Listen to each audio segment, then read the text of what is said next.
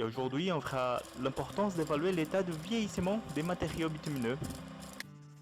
Le réseau routier français assure la majorité de déplacements des personnes et des marchandises. Soit pour aller à la plage ou pour déplacer des produits frais au supermarché, on prend toujours la route. Mais au fil des années, sous l'effet du climat et des sollicitations de trafic, les routes vieillissent. Tout d'abord, les matériaux bitumineux sont flexibles, mais cette propriété évolue au cours des années et entraîne un durcissement qui les fragilise. Un état de fissuration trop élevé d'une chaussée pourrait présenter sa fin de vie.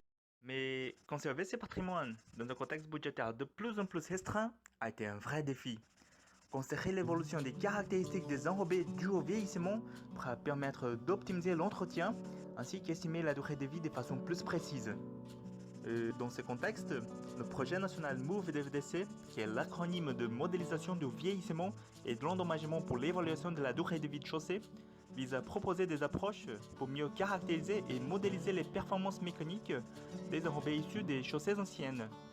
Ma thèse entre dans ce cadre et s'intitule Méthode expérimentale et théorique de détermination de la durée de vie résiduelle d'une chaussée à partir de l'analyse des bitumes extraits, dont l'objectif est de caractériser l'évolution due au vieillissement des enrobés à partir des propriétés des bitumes extraits, pour finalement proposer un modèle capable de prédire la durée de vie résiduelle d'une chaussée. Pour mieux comprendre l'évolution du vieillissement, des essais physiques, chimiques et mécaniques ont été réalisés en labo sur les bitumes. Ceux-ci ont été réalisés à différentes échéances sur les bitumes neufs, puis vieillis en labo, mais aussi sur les bitumes extraits des enrobés vieillis foisonnés. Pour s'approcher un peu plus de la réalité, 5 routes âgées de 15 à 20 ans, réparties dans toute la France et exposées à différents climats, ont été choisies.